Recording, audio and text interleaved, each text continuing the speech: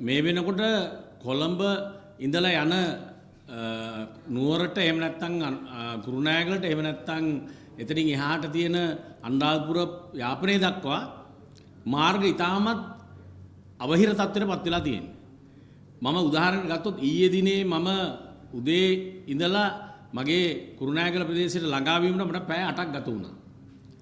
ඒ නිසා අද තියෙන තත්ත්වය ඉතාමත් අවාසනාවන්ත තත්ත්වයක්.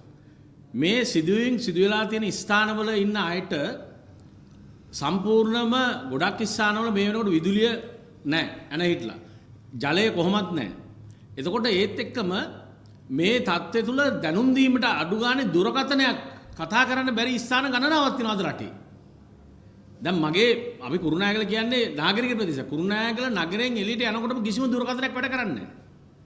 එතකොට මේ සිද්ධි මේ අද ඇති වෙලා තියෙන தත්ත්වය සැබෑ තත්ත්වය තාම වාර්තා වෙලා නැහැ. කිසිම මාධ්‍යයකටවත් කිසිම කෙනෙකුට මේ හැබෑ තත්ත්වය ප්‍රකාශ කරන්න බැරි තැනටපත් වෙලා තියෙනවා. මම ඊයේ දිනේ මගේ ආසනේ මාවතක ආසනේ ඉඳුල්වර කන්ද කියන ගමට ගියා.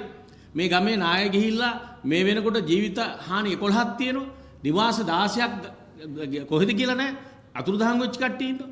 ඊළඟට මම ගියා තවත් ගම්මාන ගණනාවකට හැමතැනම මේ තත්ත්වය මෙහෙමයි. පාර්ලිමේන්තුවට ආවේ මේ සම්බන්ධයෙන් මේ දන්න තොරතුරු අපිට ඇවිල්ලා තියෙන තොරතුරු ඉදිරිපත් කරා. ඒතකොට පාර්ලිමේන්තුව තුල අයවැය විවාදය අද මේ වෙලාවේ වැදගත් වෙන්නේ අපිට අයවැයද? ඇත්තටම අයවැය විවාදයට වඩා විශාල මේ වෙලා තියෙන විනාශය සම්බන්ධයෙන් අපි සාකච්ඡා කරන්න ඕනේ. විවාදයක් කියන්නේ මේ එකට කියන්න නෙමෙයි, ආණ්ඩුවට වැරදි කියන්න නෙමෙයි. මේ තියෙන තොරතුරුත් එක්ක මේ සම්බන්ධයෙන් සාකච්ඡා කරලා ආණ්ඩුවද විපක්ෂයේද එහෙම නැත්නම් වෙනත් පක්ෂ ගැන කතා කරන්න නෙමෙයි, ભેද ගැන කතා කරන්න නෙමෙයි, ජනතාව වෙනුවෙන් අපි කළ යුතු විශාල කාර්යභාරයක් තියෙන ඉෂ්ට කරන්න.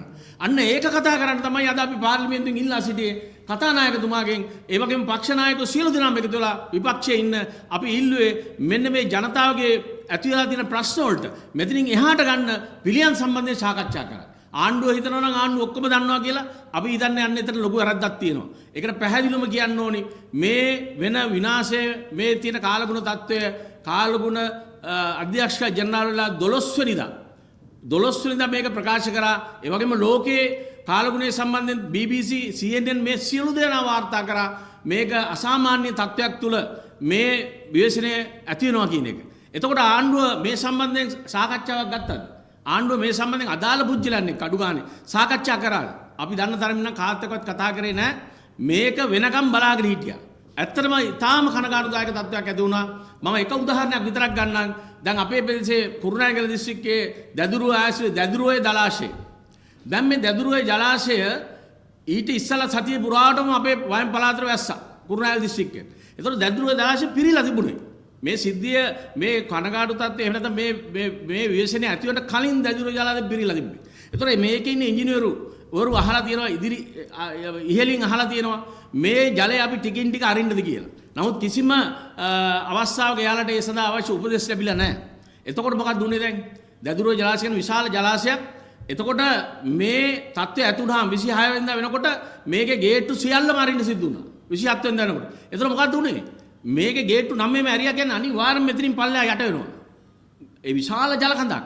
ඉතින් මේක කලින් මේ පිරීලා තිබු ජලාශයේ 12 වෙනිදා ඉඳන් මේ ගේට්ටු ඇරලා මම එක උදාහරණයක් විතරයි මේ ගත්තේ අපේ ප්‍රදේශයේ තියෙන උදාහරණයක් ඇරලා ජලය අඩු කරගෙන තිබුණා නම් මේ අද දැදුරුවෙන් ජලාශයෙන් යට තියෙන ගම්මාන මේ වෙච්ච හානිය සිදු වෙන්නේ නැහැ. අද මරණ ගාන බින්ගිරියේ ඉඳලා එහාට යනකම් හලාවත දක්වා විශාල ප්‍රමාණයක් මේ අවට ඉන්න ජනතාව පීඩාවටපත් වුණා විතරක් නෙමෙයි ජීවිත හානි ගණනාවක් සිදු වෙලා තියෙනවා. ඉතින් ඒ නිසා මම පැහැදිලිවම කියනවා මේ වෙච්ච හානිය අවම කරගන්න තිබුණා. මේ සිද්ධියට පෙර සූදානම ඉතාමත් හොඳේ සාකච්ඡා කරලා ආණ්ඩුව ක්‍රියාත්මක කරා නම් ඒ වගේම තමයි මේ සිද්ධිය වුණාට පස්සේ අපි පාර්ලිමේන්තුව තුළ ඉල්ලීමක් කරා අර මේ රටේ පහුගිය ඇතිවුණු සිද්ධිත් එක 2000 ගණන් වල අනුමත කරලා දෙනවා නීති ගණනාවක් මේ මෙවැනි තත්ත්වයක් තුළ අපි ක්‍රියාත්මක කරන්න කොහොමද කියලා. ඒ අනුව මේ විශේෂණ සත්‍යයක් ප්‍රකාශයටපත් කරන්න කියලා ඒ තුල හදිසි අවස්ථාවක් ප්‍රකාශයටපත් කරන්න අපි පාර්ලිමේන්තුව තුල විශේෂයෙන් මමත් කතා කරා. නමුත් ජනාධිපතිතුමාට මේ කරන්න බලන්නේ දවස් 3කට පස්සේ අපි කතා කළා.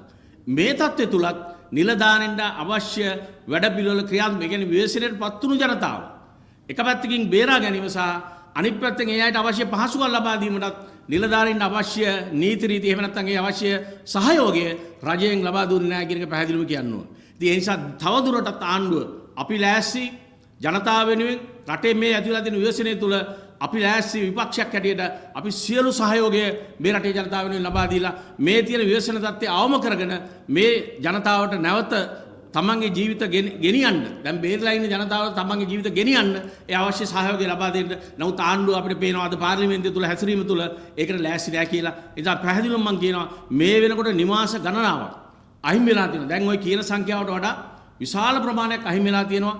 ඒ වගේම ඒ නිවාස නායකගේ ප්‍රදේශවල ජනතාව නායකගේ ප්‍රමාණයට වඩා වැඩි ප්‍රමාණයක් නිවාස වලින් ඉවත් වෙලා තියෙනවා. මොකද ජීවිත හානි ඒ කියන්නේ ඒ ඇතිවලා තියෙන තත්ත්වයට බියේ. ඒතර මේ අය අද කඳවුරු වල ඉන්නවා. කඳවුරු වල ඉන්න අයට දැන් මේ වෙනකොට අපි දන්නවා පොඩි මුදලක් වෙන් කරලා කෑම වේලක් දෙනවා. නමුත් මේක ඉස්සරහට එන්න විශාල ප්‍රශ්නයක් බවට පත් වෙනවා. ඒ නිසා ආණ්ඩුව වහවාම මේ සඳහා ක්‍රියාත්මක වෙලා හැම කෙනාගේම සහයෝගය අරගෙන ආණ්ඩුව විපක්ෂද කියලා නැහැ. මේ ජනතාව නැවත තමන්ගේ ජීවිත ආරම්භ කරන්න අවශ්‍ය වැඩපිළිවෙලට දැන් ඉස්සරහට දායකත්වය ලබා දෙන්න වෙලා තියෙනවා. ඒ සඳහා ලෑස්ති වෙන්න කියන එක තමයි අපි ආණ්ඩුවටත් කියන්නේ.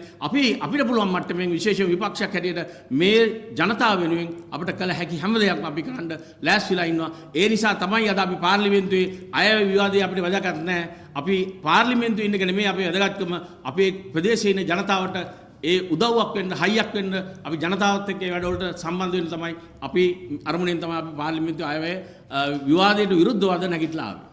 ඔබ දකින්න ඇති අපිට 2004 මම හිතන්නේ 2004 ඇතුණු සුනාමි තත්ත්වය තුලත් අපි ඒවට මුහුණ දුන්නා. ජීවිත හානි වුණා ඒ තත්ත්වය තුල. නමුත් ඒවට අපි මුහුණ දුන්නා. ඒ වගේම මේ රටේ අවුරුදු 30ක තිබුණු යුද්ධයක් සඳහා අපේ ත්‍රිවිධ හමුදාව ඉතාමත් කාර්යක්ෂම කාර්යභාරයක් ඉෂ්ට කරපු හමුදාවක්. ඉතින් මේ තත්ත්වය හරියට කළමනාකාර නොකර ගැනීම තමයි මෙතන ඇතිවලා තියෙන තත්ත්වය. මොකද මේ සඳහා අවශ්‍ය නීති රීති 2003 2004 වෙනකොට අපේ රටේ සියල්ල අනපනත් සම්මත වෙලා තිබුණා. මේ වැනි විවසනයක් තුල ස්වභාවික විපතක් තුල කොහොමද අපි කටයුතු කරන්න කියන අවශ්‍ය නීති රීති තිබ්බා. නමුත් මේ රජය ඒවා නිසි වෙලාවට නිසි කලට ඒවා පාවිච්චි කරේ නැහැ. ඒ නිසා අපි දොස් කියලා වැඩක් නැහැ ත්‍රිවිධ හමුදාවටවත් පොලිසියටවත් ඒ රටේ තියෙන නීතිමය තත්ත්වයටවත්. මොකද ඒවා සියල්ල ගොඩක් දේවල් අපි සකස් කරලා තිබ්බා. මේ වැනි විපත් වලට අපි මුහුණ දීලා තියෙනවා. මේ සැරේ විතරක් නෙමෙයි මේ විපත උනේ.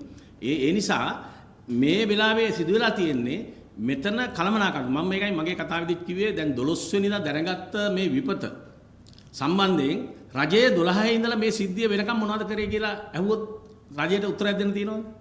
දැන් විශේෂයෙන්ම දේශගුණ මේ කාලගුණ සම්බන්ධයෙන් අධ්‍යක්ෂ ජනරාල්වලා මාධ්‍යයට අවිලා 12 වෙනිදා කිව්වා. මෙවැනි භයානක තත්ත්වයක් මුළු රටටම බලපාන දෙයක්.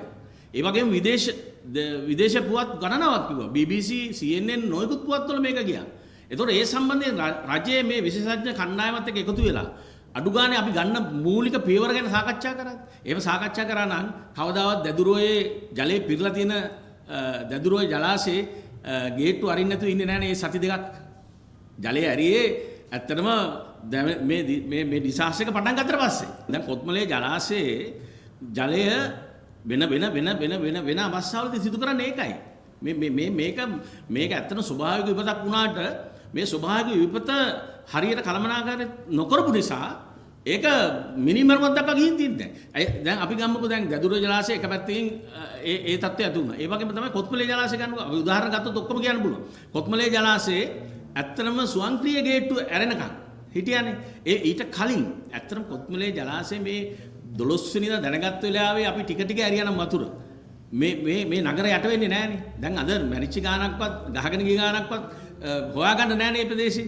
ඉතින් ඒකයි අපි කියන්නේ. මේක ගොඩක් වෙලාවට මේක කළමනාකාරීත්වය. ඒ කියන්නේ මේ වෙච්ච විපතට පෙර සහ පසු කළමනාකාරීත්වය මේ දක්වාම හරියට නිවැරදිව සිදු වෙන්නේ නැහැ කියන එක පැහැදිලිවම කියන්න ඕනේ.